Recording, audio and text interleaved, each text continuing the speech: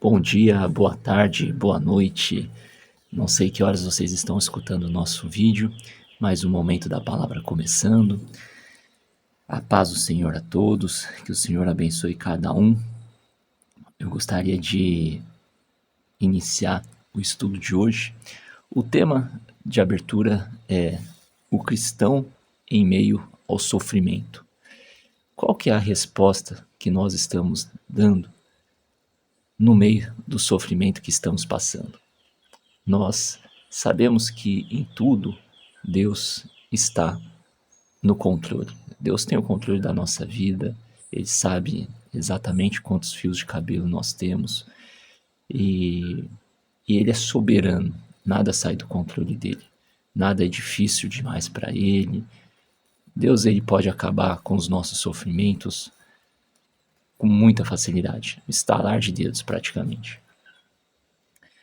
Porém, os sofrimentos, eles são utilizados para nos mostrar algo.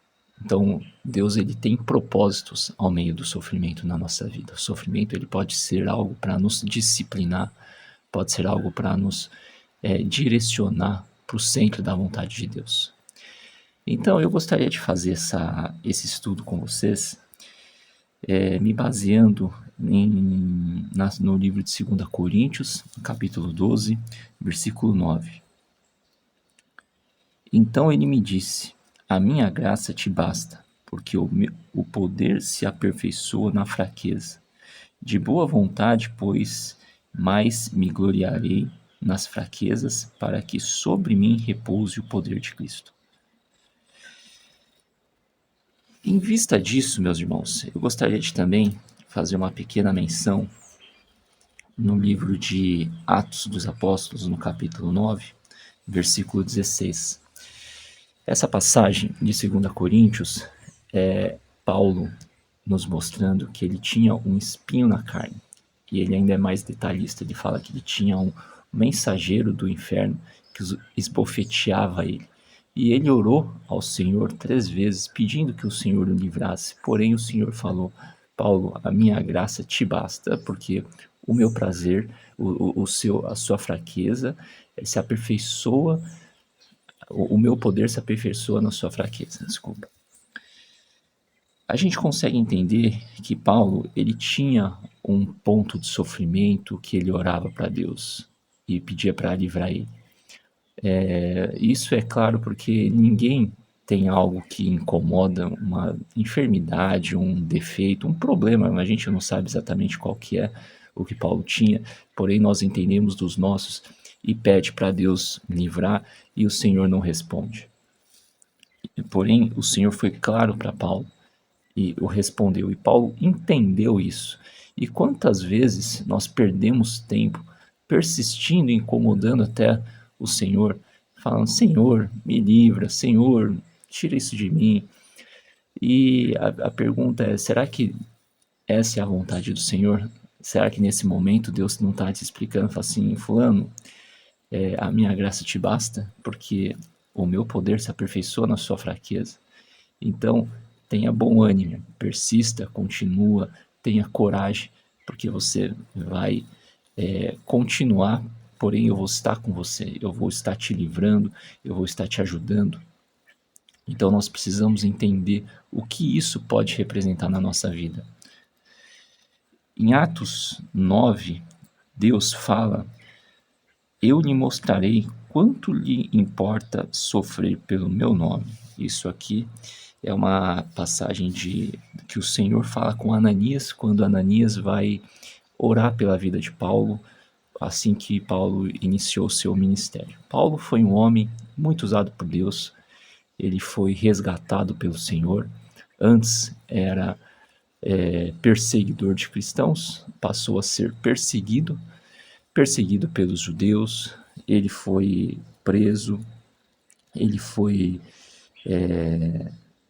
perseguido pelos membros do Sinédrio, ele foi enviado para Roma. No caminho, na verdade, ele pediu para ser julgado em Roma.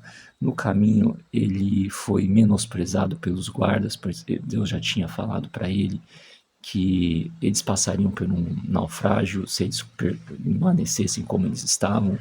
Ele não foi ouvido. Na sequência, eles atracaram numa ilha de Malta, e ele foi picado por uma cobra. Paulo, nesse meio tempo, ele sofreu um apedrejamento. A morte de Paulo, por que tudo indica, foi uma decapitação. Então, Paulo, ele falando de sofrimento pelo evangelho e respostas em meio ao sofrimento, ele seria uma pessoa que tem muito para falar para nós, e fala por intermédio de suas cartas. Paulo, no meio da prisão, ele escreveu cartas. Paulo, no meio da prisão, ele não se deixou ser abatido pela consequência que aquilo teria na vida dele, sabendo que em algum momento ele poderia morrer pelo evangelho. Ele sabia que o fim dele seria esse.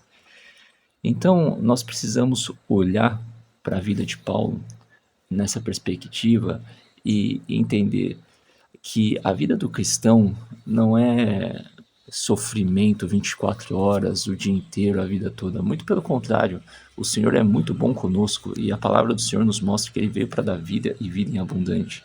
Então, seria até inconsistente falar que o cristão vai sofrer o tempo todo. Porém, o cristão, ele tem que sofrer pela causa do evangelho.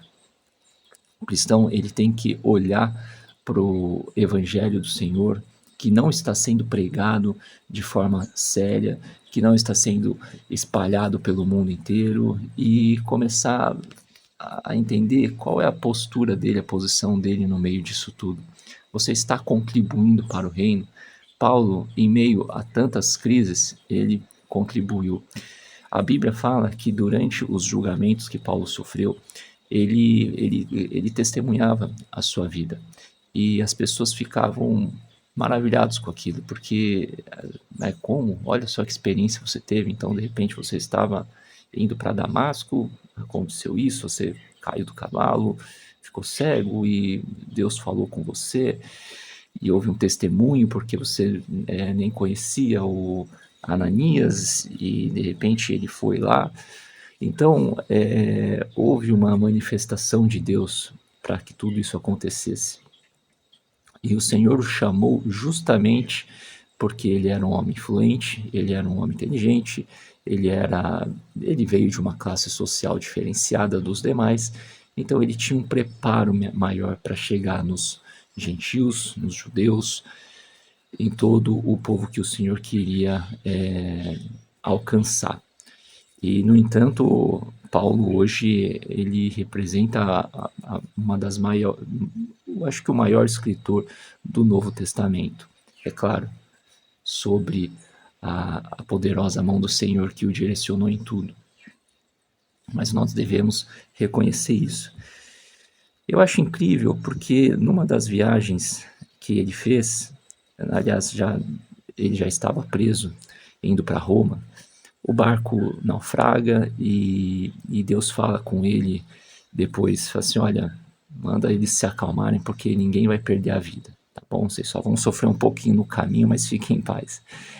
E chegando na ilha, eles são recebidos e Deus começa a manifestar o seu poder sobre a vida de Paulo.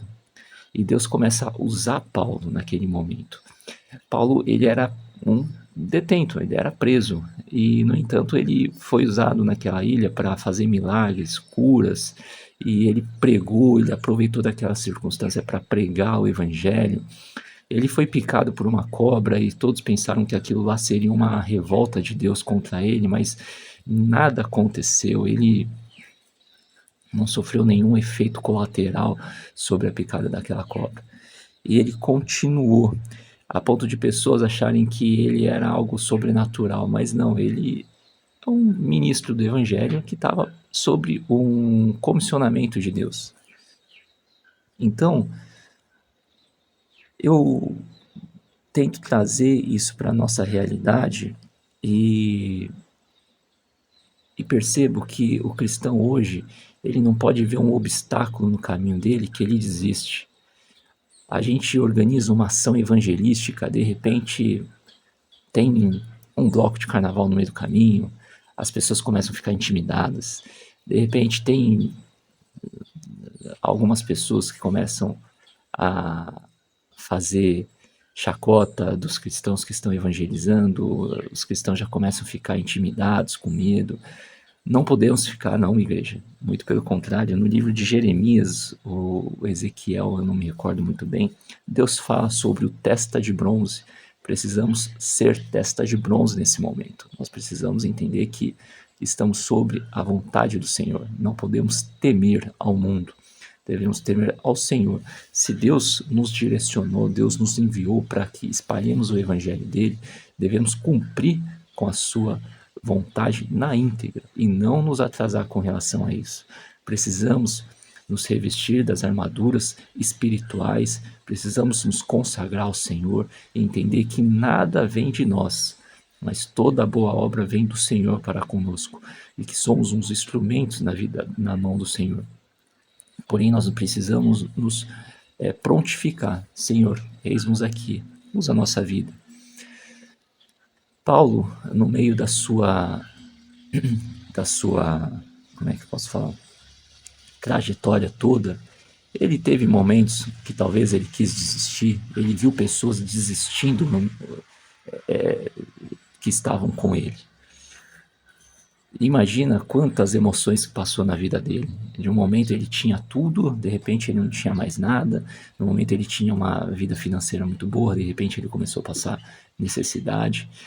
Porém, ele não usou disso como um meio para voltar à vida que ele tinha antes. Antes, ao contrário, aquilo foi combustível para ele, ele continuou e persistiu, porque ele sabia que o Senhor o supria em todas as suas necessidades. Amém? E a gente precisa entender que o Senhor nos supre com todas as nossas necessidades físicas, espirituais, financeiras, e que nós não devemos temer a pessoas, e sim ao Senhor que está conosco. Amém? Irmãos, espero que essa palavra possa ter falado com vocês poderosamente e que com base nelas vocês consigam frutificar. É uma palavra que hoje, no momento que você escuta, você tem que se questionar: onde eu posso frutificar no meio do meu sofrimento? Como que eu frutifico? A árvore, para dar frutos, ela vai no máximo, ela dá o seu limite. E precisamos entender que para possamos dar frutos, precisamos ir no nosso máximo, no nosso limite. Não é de braço cruzado, vendo a vida passar.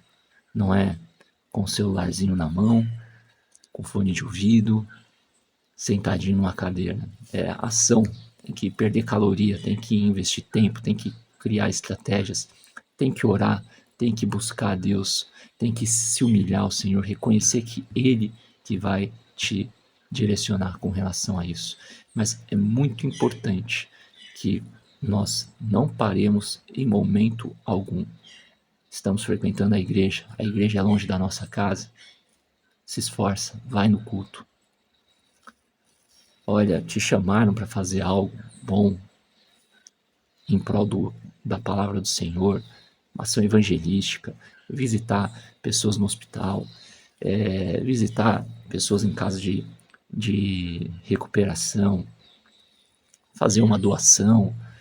Eu não sei, irmãos, pelo que vocês podem estar passando, ou até mesmo uma situação de enfermidade que você tenha, ou uma crise financeira, crise no casamento.